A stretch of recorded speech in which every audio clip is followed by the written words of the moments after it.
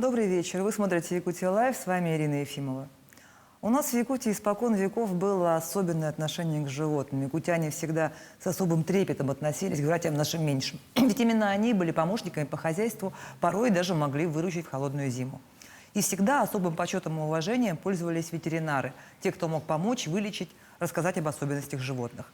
И сегодня мы поговорим о развитии ветеринарного дела в Якутии с руководителем департамента ветеринарии нашей республики Петровым Петровым. Добрый вечер, Петр Лукич. Добрый вечер. Вот я знаю, что вы буквально на прошлой неделе вернулись из Москвы, из командировки, где была большая агропромышленная выставка «Золотая осень». Вот расскажите, как прошло мероприятие, что представляла Якутия и чем якутяне могут похвастаться. Так, спасибо за вопрос, Ирина. Мы в составе делегации участвовали в выставке «Золотая осень». Ну, там были наши товаропроизводители, и была делегация в составе руководителя, это зампред правительства Никифоров Михаил Викторович и министр сельского хозяйства Атласов Александр Павлович. В основном вот это мероприятие проводилось типа вот круглых столов, там темы многообразные были. Это по нашей линии это в области ветеринарии, по обеспечению биологических продуктов свежих, доброкачественных, и по животноводству, птицеводству, по всем направлениям было. Так, ну, наши сельчане, конечно, получили золотые медали, которые они представили своей продукции, да.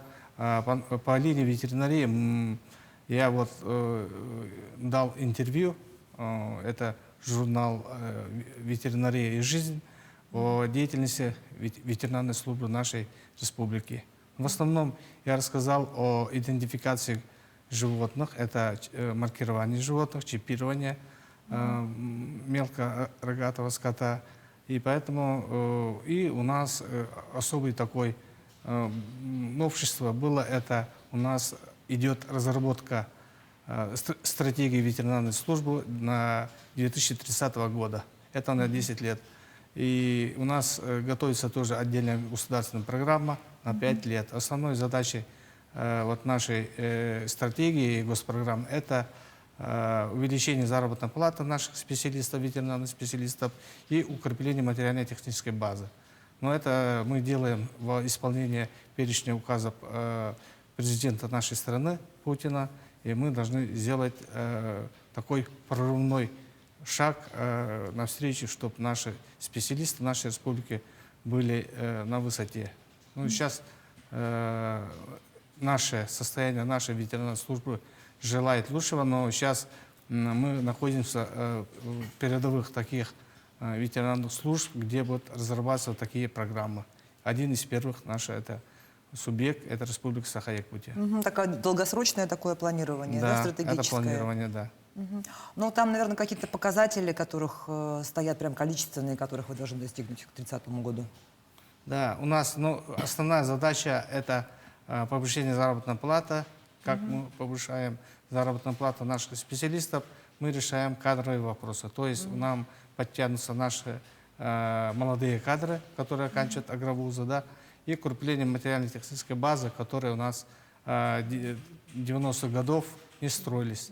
То есть это объекты, которые были Советского Союза. Поэтому нам надо сейчас попасть в комплексное развитие сельских территорий. Это программа Министерства сельского хозяйства. Мы должны строить ветеринарные лечебницы, ветеринарные участки, ветлаборатории. Поэтому у нас задачи еще стоят, и мы должны решать эти вопросы. Ну вот вообще кадровый потенциал, этот вопрос волнует руководителей всех направлений, да? Да. Вот кто вообще работает в вашем департаменте и как часто молодые люди сейчас выбирают профессию ветеринара? Ну, у нас ежегодно выпускаются ветеринарные специалисты, это Якутский сельскохозяйственный колледж и Арктический государственный технологический университет. Но в основном у нас порядка 8 или 10 специалистов нам приходят на работу, поскольку у нас остальные идут по другим направлениям, поскольку у нас заработная плата низкая. Поэтому наша первостепенная задача – это привлечь наших молодых специалистов, которые у нас не хватает. У нас из штатной нашей единицы нашего департамента только 7% представляет это молодые кадры. В основном у нас работают закаленные наши добрые такие ветеринарные врачи, которые 50, 60, 70 лет. Вот поэтому мы должны решить проблему преемственности нашей профессии. Должны быть вливания, новые кадры должны прийти. Вот такая задача стоит. Я напоминаю, что мы работаем в прямом эфире, и задать вопрос гостю программы можно, позвонив в студию по номеру 841 12 42 14 39 или отправить текстовое сообщение на номер горячей линии в мессенджере в WhatsApp 8 914 235 0502. Петр Лукич, ну вот уже сейчас в интернете, в газетах, по WhatsApp рассылаются объявления о продаже жеребятины, говядины от частников. А вот есть у них лицензии или нет, совершенно непонятно. Вот стоит ли доверять таким продавцам, или все-таки надежнее покупать мясо на рынке официальном или в магазине? Ну, во-первых, я хотел бы сказать, что у нас сейчас действует федеральная государственная информационная система «Меркурий», которая выдает ветеринарно-сопроводительные документы. То есть у нас контроль ведется от поля до прилавка. Поэтому должны иметь продавцы вот этот электронный ветеринарно-сопроводительные документы и желательно приобретать на стационарных торговых пунктах, это рынках, мы должны приобретать.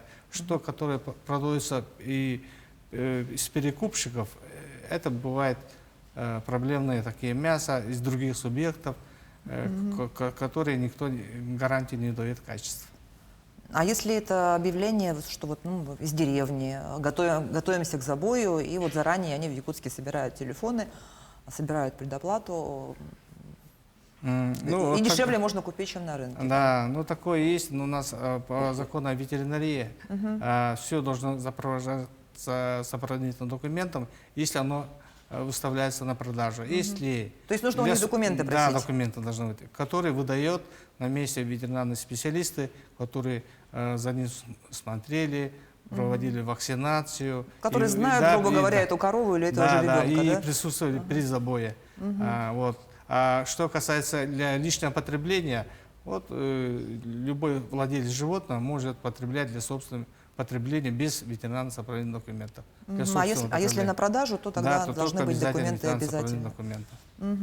А вы знаете, мы наш выпуск анонсировали на WhatsApp, ну как и все выпуски. И вот пришел вопрос от телезрителя такой. Могут ли все-таки животные переносить коронавирус или это миф? Вопрос интересный, спасибо за вопрос. Ну, по нашим данным, ведущие ветеринарные врачи мира, страны, России говорят, что не было случаев заболевания коронавирусом. Единственный случай был в Таиланде, это заболевание кошки, которая заболела коронавирусом. Вот поэтому такой случай был. Насчет, что собака болеет, такого факта не было. И сейчас у нас Россельхознадзор, это по России, да, надзорный федеральный орган, при нем имеется подведомственное учреждение. И сейчас они активно выпускают диагностику, по которой можно выявить коронавирус у кошек. Вот других болезней по коронавирусу нету, по другим видам животных. А вот та летучая мышь, которую якобы съел китаец?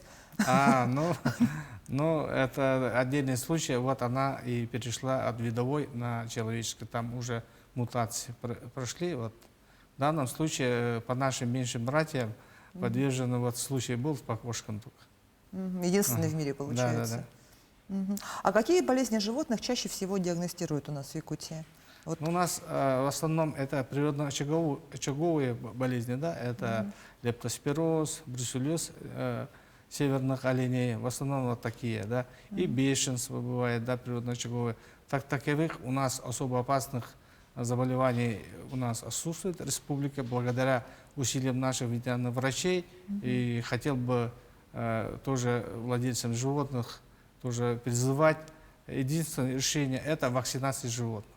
То есть мы провакцинировали животных против сибирской язвы. Это что 100% гарантия, что это наши животные не заболеют сибирской язвой. Вот. Поэтому у нас вот это благополучие достигается только вакцинированием. Остального другого вида у нас нет. Но какие-то все равно особенности же есть, наверное, с климатом связанные, то, что там на жаре быстрее зараза распространяется. У нас там... Да, ну, есть такие, ну, в основном есть у нас такой бич, это африканская чума свиней, на которой лечение у нас не разработано и вакцины нет. Вот такие болезни у нас Ну, то есть африканская чума нам не грозит нашим свиньям? Да, ну, есть у нас холод, якутский холод, но, к сожалению, оно может консервировать возбудителей, вот поэтому сейчас у нас на контроле ветеринарная служба и специалисты управления Россельхознадзора зорко следят за перемещением животных, за перемещением сырья продукции животного происхождения. Вот. Таковых у нас нету. По России у нас идет основной грипп птиц, африканская чума свиней есть, ну и яшек КРС. Крупнорогатого скота. Ну вот, кстати, сейчас везде один сплошной коронавирус, а буквально 5 лет назад говорили часто о птичьем гриппе, о свином гриппе. Вот что сейчас с этими болезнями стало, ничего про них не слышно, то есть их удалось победить или случаи существуют, но просто уже не в таких масштабах? Да, у нас был птичий грипп, который сейчас ну, такой, в основном в России несколько вспышек было, это в Новосибирской области, птичий грипп, который мог переноситься ну, людям, да. Но сейчас такой пик прошел, поэтому сейчас у нас во всех птицеводческих хозяйствах и птицефабриках у нас сейчас проводится поголовная вакцинация, поэтому такого сейчас опасности не существует. Ну, есть такой высокопатогенный грипп птиц, но она устраняется, как я и сказал, вакцинацией птиц. Ну вот, кстати, как строится вообще ваша работа с предпринимателями, которые занимаются животноводством? То есть можно ли обратиться там за консультацией к специалистам вашего департамента, если человек собирается, там, не знаю, кур ли там развести на участке у себя? Ну, в основном сейчас требования раньше... И вакцинация вот эта, она платная ведь? Так. Вот у нас раньше для того, чтобы были требования, чтобы разводить животных массово, да, это зависит от количества. Если там 3-4, это любой человек может спокойно завести, без всякого разрешения. Да, свое хозяйство. Если там более 100, ну, как птицеводческие хозяйства, эти свинокомплексы, там есть свои ограничения. То есть расстояние от 300 до 500 метров от населенных пунктов. Вот такие требования. А так у нас вакцинация у нас особо опасных болезней проводится бесплатно. Но в основном другие, которые не относятся к особо опасным заразным болезням, они проводятся на платной основе. Вот бешенство плотоядных, это бешенство животных, оно проводится в бесплатной основе. Бесплатно? В бесплатной основе. От бешенства любое животное можно привить да, бесплатно? Да. И собаку тоже? Да, собак ежегодно у нас вот весной мы проводим бесплатную вакцинацию, и владельцы животных должны провести вакцинацию своих питомцев на бесплатной основе. Это надо делать ежегодно. От чумы? Чума, это уже она не относится особо опасно, поэтому она проводится на платной основе. После 2 месяцев щенок должен пройти вакцинацию против чумы плотоядных животных. Иначе, вот, если заболеет, там уже 90-100% вот это животное уже погибает. Поэтому владельцы обычно животных проводят против чум. А корову, например, если вот человек держит у себя, то ее надо от чего прививать? Ну, от коровы у нас от сибирской язвы имеется. Ну, в основном у нас вакцинации мы проводим весной и осенью, сезонные, да. То есть сейчас идет осенняя вакцинация? Да, сейчас осенняя идет. Мгм. Я напомню, что вопросы к сегодняшней программе нам помогли составить коллеги из Центра управления регионом. Они отобрали для эфира самые актуальные вопросы пользователей в соцсетях. Вот статистика говорит о том, что одной из больших проблем в сфере животноводства остается лейкоз. А насколько якутские животные подвержены этому заболеванию и как оно проявляется? Ну, в основном Якутия благоприятная. Это у нас благополучие по лейкозу. Единственный случай у нас был в Салданском районе, да, и одна вспышка. Сейчас на данном населенном пункте идут, ну, наложили карантин, поэтому сейчас проводится карантинное мероприятие. Вот. В основном это заболевание пока первого признака не выдает, но если в последующем она заболеет, она там уже суставы поражается.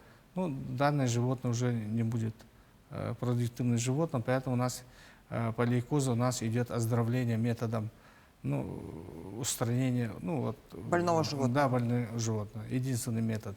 У других субъектов я вот слышал там более 100 случаев, более 50 случаев, она как бы и на генном уровне проводит. Это как бы в народе можно сказать, как рак крови, вот лейкоз. Это заболевание такое.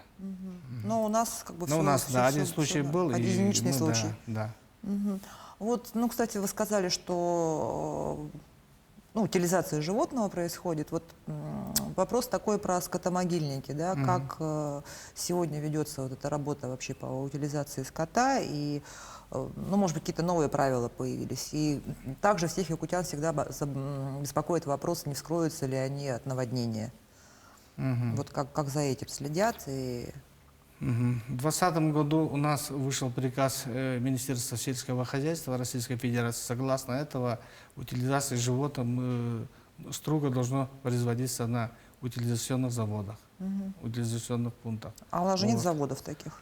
Таковых нету, поэтому, когда отсутствуют такие утилизаводы, приходится вот применять такие методы, как траншеи, это метров 2 или 3-4, в других зонах субъекта, и идет захоронение.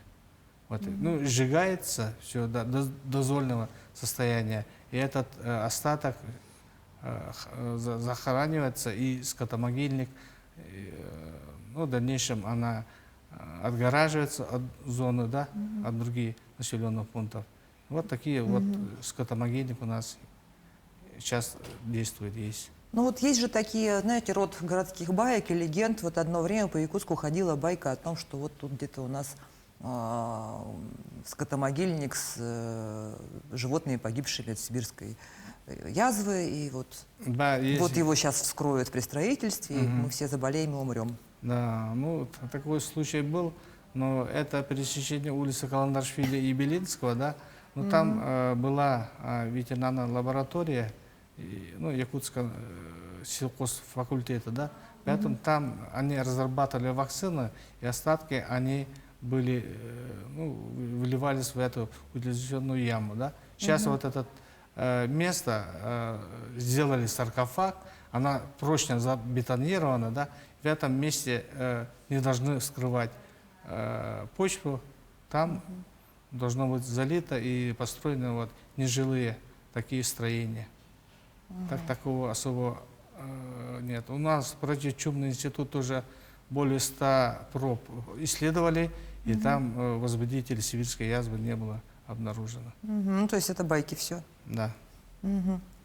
А как складывается вообще ситуация у нас в республике с обеспечением вакцинами, ветеринарными препаратами?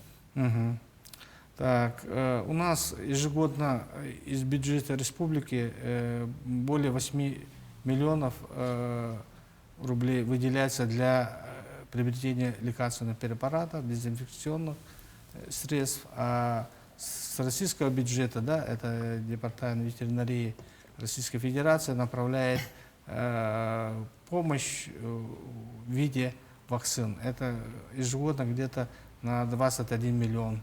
Там бесплатной основе у нас поставляется вакцина по особо опасным болезням. Вот, помощь ведется в виде вакцин и сывороток.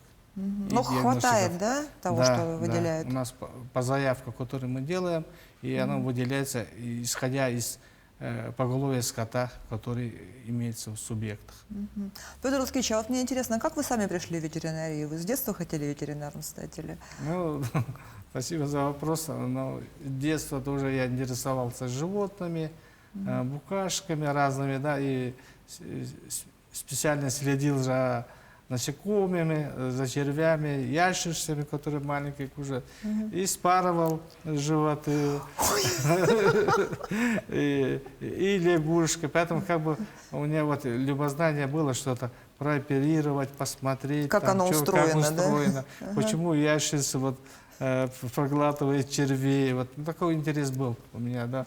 Ну, у меня вот отец надоумил, что идти можно на ветврача. Я хотел идти на зоотехника, который работает в колхозах, совхозах, но он мне сказал, иди на ветеринарного врача. Это такая профессия созидательная, да, которая кормит людей и пищем, и лечит людей, и человечество, и животных. Поэтому отец меня потакал идти вот на ветврача. Поэтому я вот призываю своих тоже наших студентов, будущих абитуриентов идти на ветврача. Это такая созидательная профессия. Можно стать президентом, главой республики, как Михаил Ефимович. Можно идти на ветеринарной лаборатории, можно идти на лечащего врача. Ну, это такая созидательная профессия, которая сейчас народ любит, врачей везде и всюду. А дома у вас есть животные? Вот некоторые специалисты, которые с животными работают, специально не заводят животных, чтобы не привыкать. А некоторые, наоборот, дома разводят целый зверинец. У вас как с этим есть? Кошка, собака? Ну, если раньше, когда я жил в районе, мы держали собак, отец, мать держали кроликов, коров, там, коз держит сестра. Ну, в городских условиях мы не можем этих питомцев держать, поскольку и температурный режим. Вот, если вот построю зимний дом, на дом и жизнь за городом, вот так можно на улице держать собаку. То есть качество охраны. То есть вы против того, чтобы собак в квартире держать? Да, конечно. Вот. Я Но есть же специальные принципиально да, есть против. же специальные комнатные породы, которых на улице нельзя держать. Там шпицы какие-нибудь, тойтерьеры. Ну, это от любителя, я чисто... Или для вас собака это конкретно вот лайка, которая на охоту ходит? Которая на охоту и где на охрану. Ага. Вот так. А вот в квартире держать это сколько шерсти, это сколько убирать, надо за ней ухаживать, надо это целое... Зачем этот бедную собаку или кошку постоянно выгуливать надо? Это такая ответственность держать животного. Это уже двойная ответственность получается. Поэтому вот на частном доме можно свободно держать животных, я думаю. Поняла вашу позицию. А прививки от бешенства и 33 укола в живот. Вот давайте расскажем, когда надо ставить прививку от бешенства, стоит ли обращаться к врачу, и, например, если тебя поцарапала там домашняя кошка, стоит ли бежать в скорую и просить уколы в живот? Да, есть такое, да, у нас мы проводим вакцинацию против бешенства, да, на бесплатной основе. Но есть владельцы животных, которые не проходят вакцинацию своих собак против бешенства.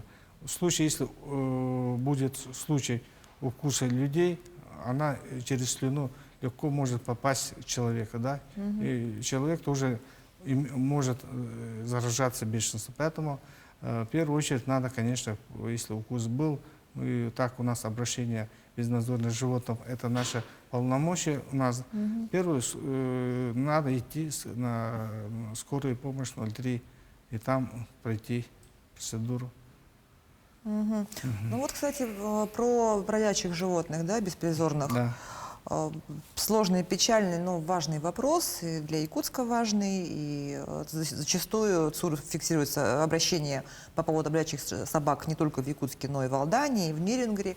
Вот по-вашему, какие изменения нужно ввести в закон об ответственном обращении с животными, чтобы он учитывал региональную специфику? Спасибо. Ну, у нас, я вот тоже делаю анализ, маленьких, средних деревнях таковой проблемы нету, да? А вот где в густонаселенных районных центрах или в больших городах после дачных сезонов обычно вот те же, откуда они берутся безнадзорные, они же собаки были у хозяев, вот, и поэтому сейчас вот данные безнадзорные собаки в данное время сейчас выбрасываются, и потом мы сами же и говорим, зачем никто за нами не убирает, за нами. Это же ваши бывшие питомцы, которые, да, вот, поэтому сейчас вот гуманный закон такой вышел, чтобы больше не рожали, чтобы было стерилизовано, были или кастрированы. Вот, Отлов, да, стерилизация и выпуск. Да, вот такие сейчас. Раньше безвозвратный был, то есть собак безнадзорных отлавливали, по истечении времени их убивали, усыпляли и сжигали. Но это поэтому закон более гуманным идет, поэтому сейчас этот метод, который сейчас стерилизация идет и кастрация, этот метод, я думаю, покажет себя через 1,5-2 года. То есть меньше будет рожать. Ну, вы все знаете, собака рожает там 5, 7, 8 щенят, да, вот это же больше идет. По отношению нашего города, у нас город большой, это у нас столица. Одной пункта передержки не хватит, который сейчас содержится 400-700 безнадзорных животных. Содержится она 30 дней, отлавливает, потом проводят стерилизацию, потом вакцинирует и выпуск в прирежную среду обитания, то есть на улице, да. И везде мы проводим большую работу, более 3000 мы отловили, да, по городу всему, и они прочипированы, маркированы, сейчас они ходят. Но это они сбиваются с такие стаи, поэтому сейчас у нас недавно было совещание в мэрии города Якутска, поэтому мы решили там уже надо ввести как бы еще другие побольше приютов, больше таких пунктов передержек, поскольку у нас население большое, значит население большое, и вот выброшенных животных тоже больше. Вот в Москве, да, в Москве вот такие, в основном такие мегаполисы, но там есть многие приюты частные, да, и зоозащитники очень этим хорошо занимаются, поэтому там проблем нету. Вот единственное, у нас пункт передержки, мощности не хватает на весь город. Но потом пункт передержки это все-таки не приют. Да. Мы недавно делали большую программу отдельную именно о работе этого пункта передержки. Брали интервью у директора, у Екатерины Безрученко. Да. Вот, и она сказала, что она готова и приют открыть, и даже на свои деньги, вот, если бы только ей там выделили земельный участок. Да, проблема в подходящий. этом, да. Поэтому мы должны на днях тоже провести. Но вы считаете, как это вот совещание. хорошее начинание? Да, Это... хорош. Вот у Вообще вы нее довольны работой пункта передержки? Это же ваше... ну, это, да, наш подконтрольное ваше объект, предприятие. Да, мы, конечно, довольны работой пункта передержки Безрученко. У нас Екатерина очень хорошо отрабатывает. И вот в дальнейшем у нас должно быть несколько пунктов. Вот у нас приюты должны быть и государственные, то есть муниципальные, может быть, и частные. Поэтому вот, которые мы провели через метод ОСВВ, вот их можно пристроить приютом. Тогда вот на улице и собак будет меньше. Вот. Поэтому у нас и видеоролик по НВК идет, по которому мы обращаемся к нашим жителям нашей республики. Вот. Это большая ответственность. Животные держать. Это двойная ответственность. А вообще сколько у нас по Якутии таких вот пунктов передержки? Или, приютов всего или у нас приютов? по республике 7, из них 5 муниципальных и 2 частных идет. Так, и кроме того, у нас в районах, которые, да, работа проводится, 13 пунктов передержки. Это больших районных центрах. Ну, хочется отметить подвижки.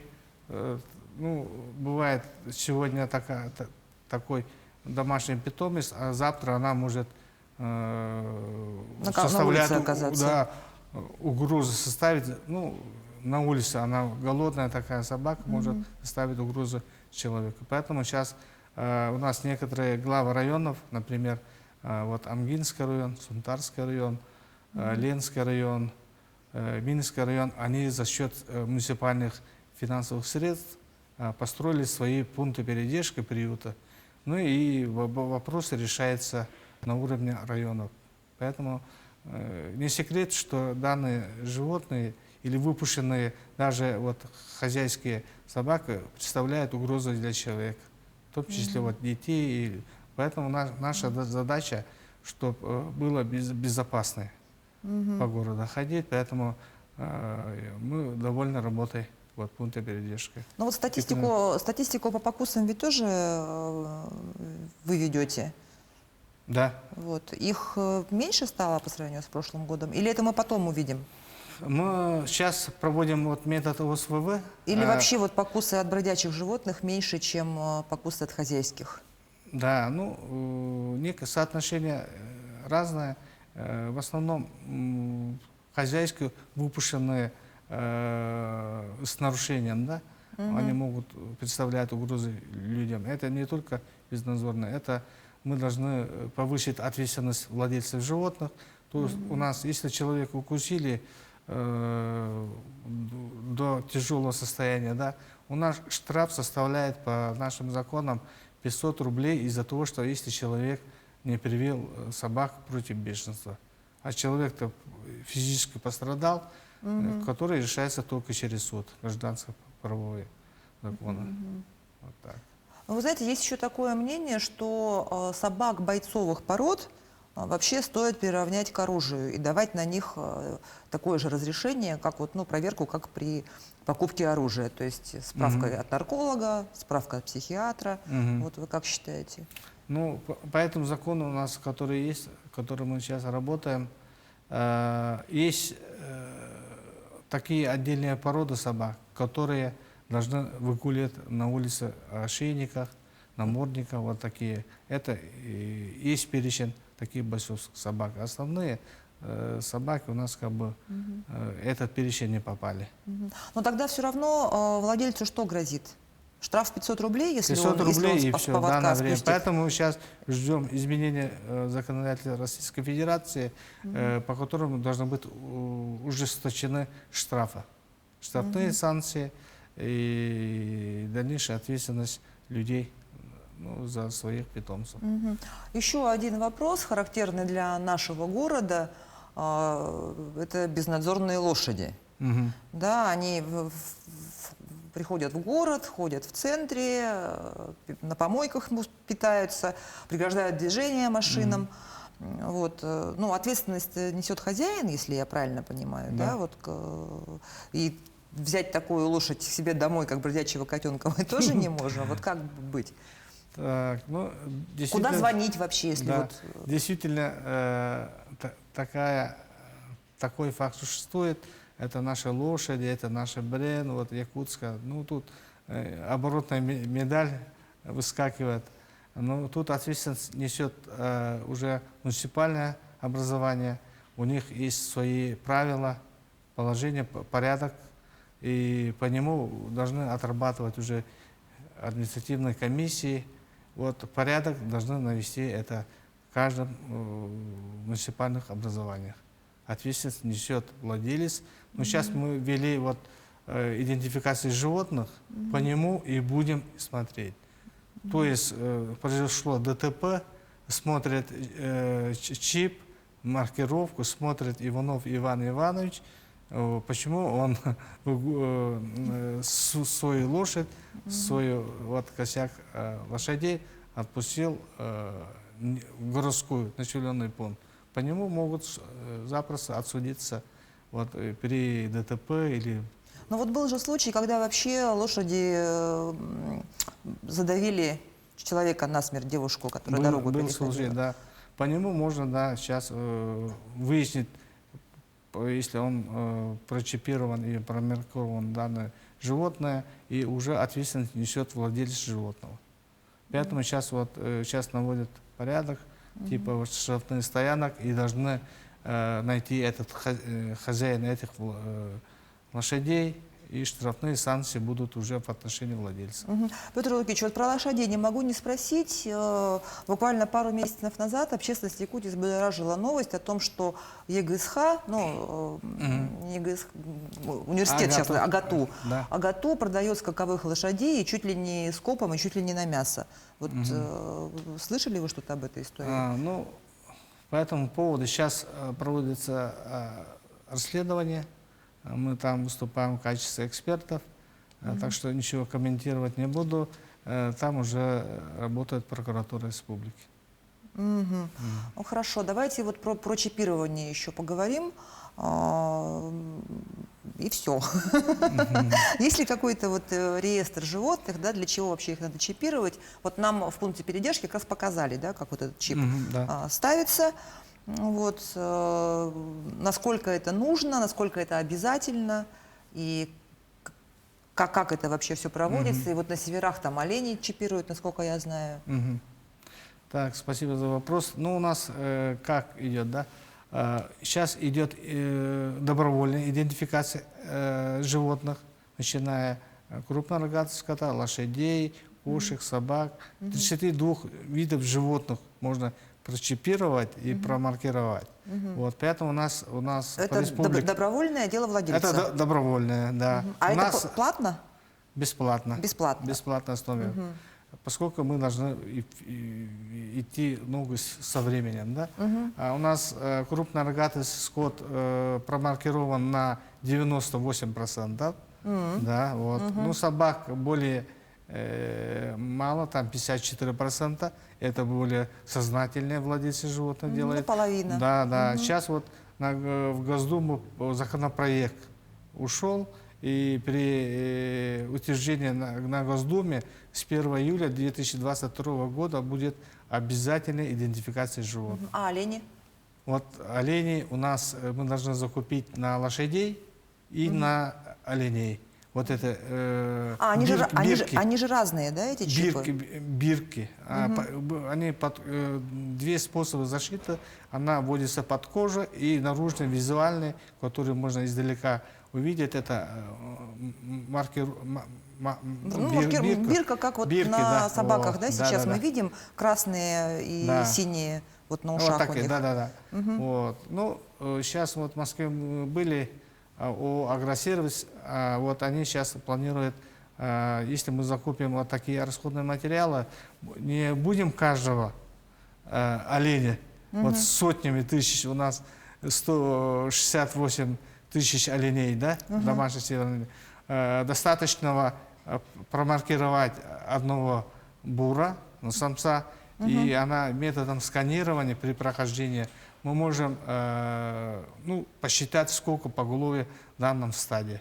Вот такие у нас впереди технологии идут, и по лошадям мы тоже должны сделать. А для чего она делается? Да? Для того, чтобы вести учет, какой ветеринарный врач, когда он вакцинировал, хозяин кто, когда вот куда перевозится. Вот. Но это уже в электронном виде. Все, спасибо большое, Петр Лукич. У нас время уже подходит к концу. Спасибо вам за интересную беседу. Желаю успехов в вашем важном деле. Пусть наши братья меньшие всегда будут под присмотром, здоровые, с заботливыми хозяевами. На этом выпуск программы «Якутия Лайф» подошел к концу. Меня зовут Ирина Ефимова. Смотрите нас по будням в 19:15. Расскажем, чем живет Якутия.